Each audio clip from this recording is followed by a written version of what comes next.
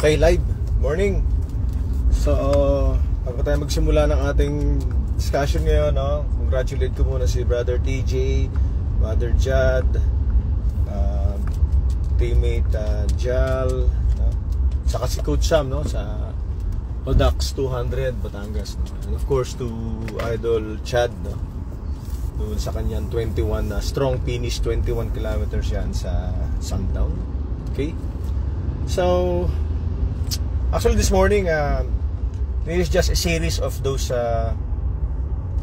live feed that I did a couple of days back with respect to this People's Initiative. Again, we'll talk about the People's Initiative again, and we'll focus more on those recent developments relative to this People's Initiative. Firstly, I've heard that there were some news that they were saying that Congress is not the one. It's not the one who is really spearheading these ones, particularly the Speaker of the House, no, Romualdez. Well, I just really don't know if that's really true, because apparently there was this video that was recorded last December. Forgot the date. December sometime in December of 2023, whereby the good Speaker spoke about the possibility of this People's Initiative, and particularly those amendments to the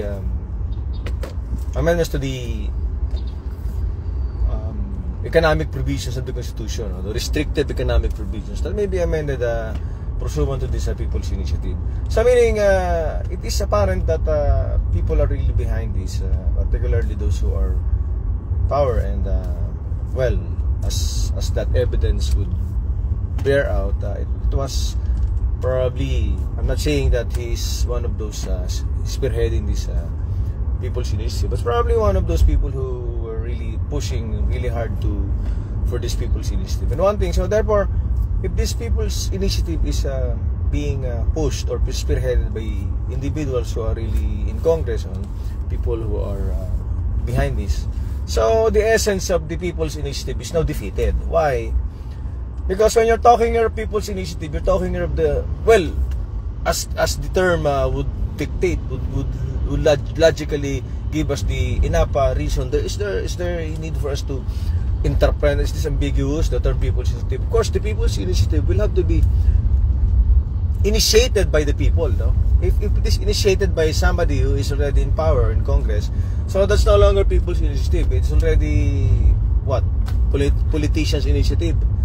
And besides, if you look into the Constitution, particularly Article 17, Section 1 of the Constitution, it says there that the People's Initiative, there must be a petition to be filed by an individual. And besides, aside from the petition, there must be a law particularly determining as to how this People's Initiative will have to be undertaken. So it is not a self-executory provision relative to this People's Initiative. So there must be a law that will somehow cater for this People's Initiative, no? And not just by simply allowing the people to sign documents that will really that will show what are these amendments to be made, no, on the Constitution, the proposed amendment. Okay, so I think that was last week. No, I was on the radio and we were talking to one of those congressmen, no, who's hindi na siya nakaupo ngayon, no, Congressman Gabi, no? Correct me if I'm wrong, if I got his surname incorrectly, but he was talking about this. When we asked him about this People's Initiative and why there were some provisions that yet to be revised, no, yes, yet to be proposed, no, and included, not included in the papers that are being circulated to the people, no, for their signature. And then he told us that the People's Initiative is only focusing more on the so-called two-thirds vote of Congress joint, no?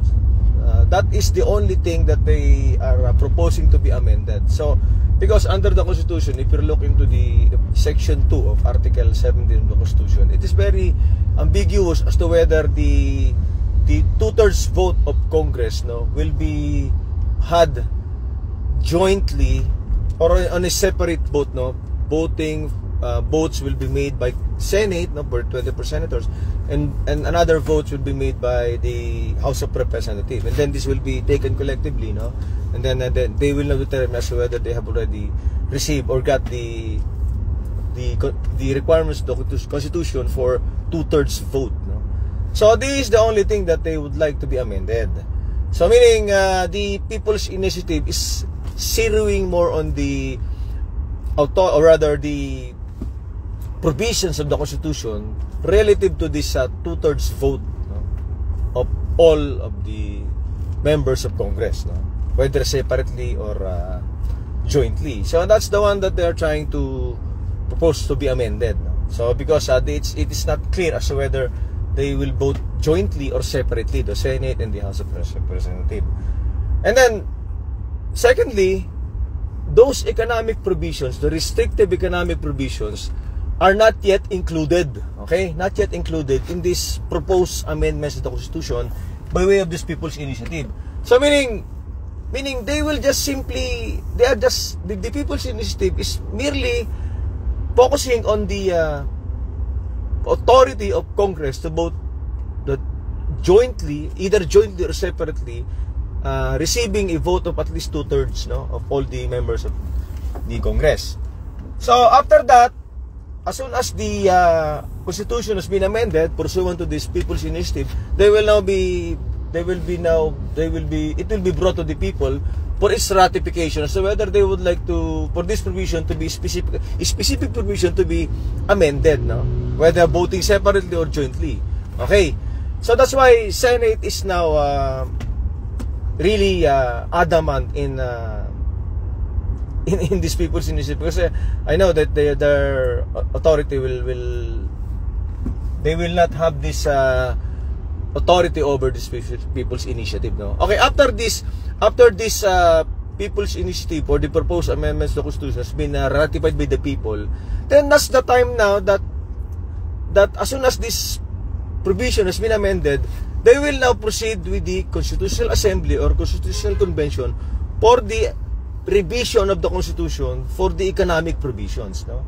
So again, if you will proceed with the People's Initiative and then it to be ratified by Filipino people and then go back to Congress for the Constituent Assembly or Constitutional Assembly or Constitutional Convention, again, you're talking here of billions of pesos now that will be spent. Now, particularly with respect to this People's Initiative, how much will the government spend in this endeavor? You're not talking here of millions, no? I don't know. I'm not really good in numbers, but you're talking here of millions. I don't know, maybe billions. Just tell me, no? I really don't. But you're not talking here of a simple expenditures that will be spent by the government, no? So if you will conduct the People's Initiative, that will be spending millions, no? You will conduct now the ratification of people and to ratify the People's Initiative. You're talking here of another millions of pesos that will be spent only for that provision, particularly to that two-thirds vote, no, for either of the entire Congress, now the whole Congress, either voting jointly or separately. And then after you have amended the Constitution pursuant to this People's Initiative and ratification, you will now go back to square one. Square one, it's either Constitutional Assembly or Constitutional Convention. Again, how much money will be spent right here? Well, we're talking here of millions again, millions of pesos. And then particularly COMELEC, they will just focusing more on their jobs will be they will just be occupied with this People's Initiative ratification and then going back to Congress again for the Constitutional Assembly or Constitutional Convention. They will be occupied, no? So they will do what will happen to these COMELEC, no, they will just be occupied in doing things, no, that they are supposed to do things other than these things, no. So again, if Congress now, or of those people who are initiating this ratification, they are more on the economic provisions, there is no need for the Constitution to be amended or to be revised. They just simply pass laws, no? Pass laws that will somehow alleviate the flight of those people who are poor, no? Filipino people who are poor. And then these are the things that they should consider, no? These are very, very important, and this is immediate, no? If they will pass laws simply for the people, for the poor Filipino people to benefit from these laws, then that's very easy. I mean, it's not easy as it is right now, but I mean, it is relatively easy compared to the amendments or revision of the Constitution.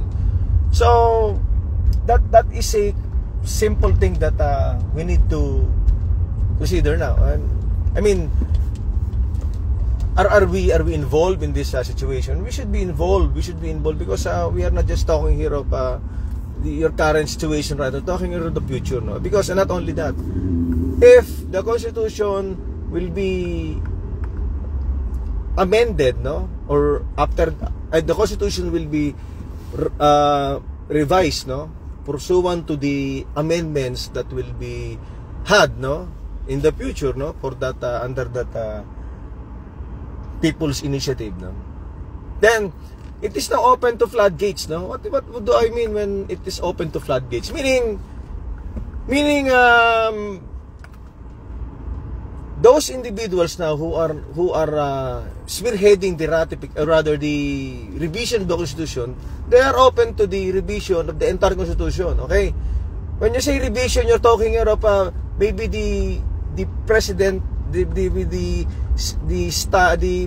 presidential form of government, no, can be now changed to parliamentary. And if you're talking about parliamentary, you're talking about unlimited terms of the prime minister.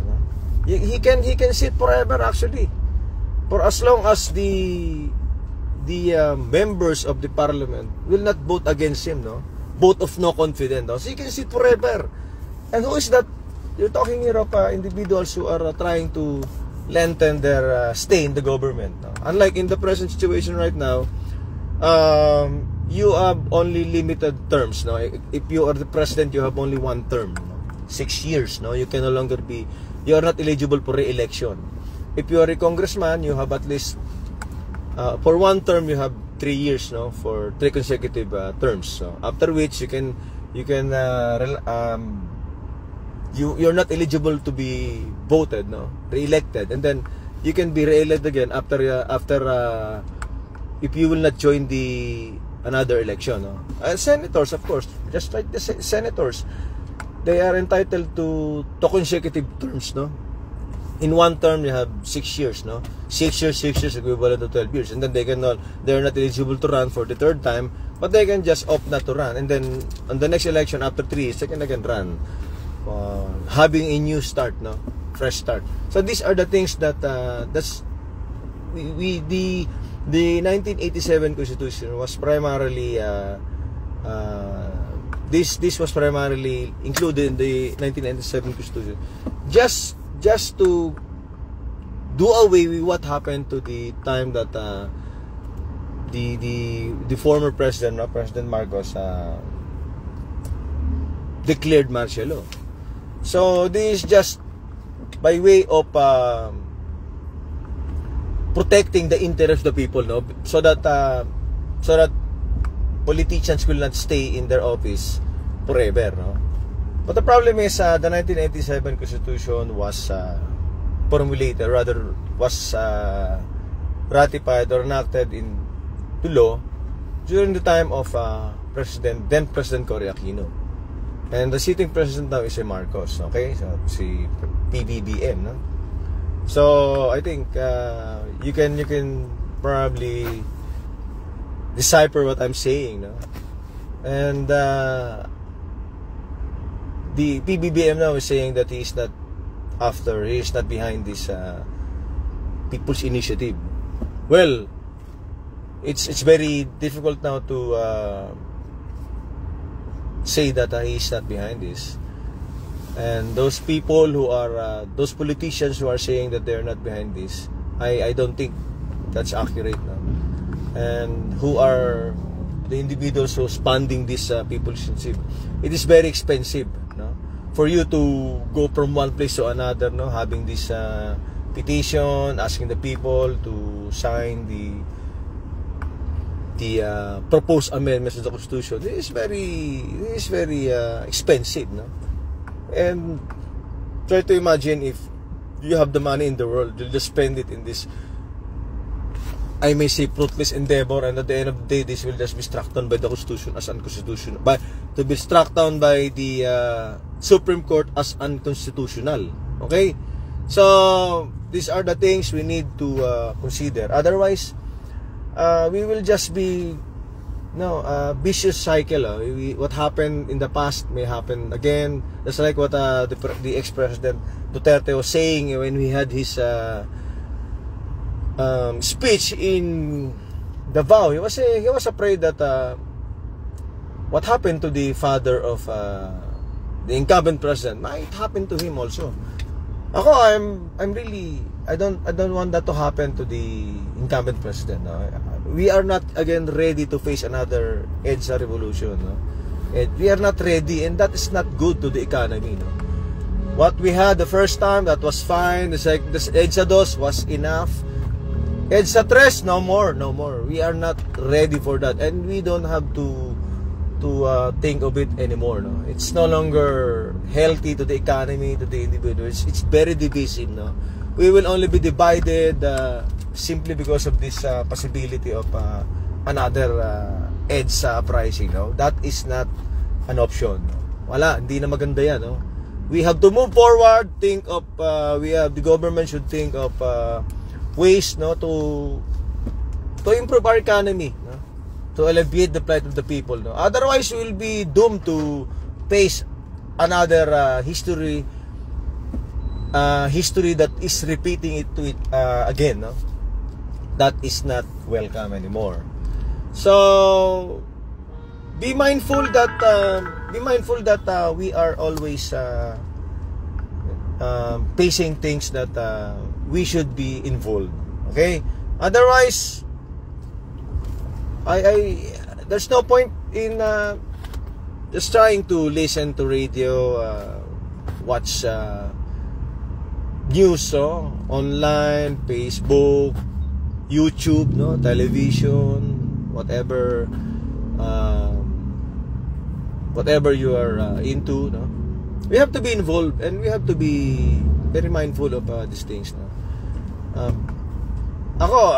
I don't have any plans of into politics. It's not the point. The point is I'm just trying to educate people and give you some information on what's happening, no? Because I want to be involved, no? As a citizen of this country, I want to be involved, and everyone is always expecting things that's from us, no?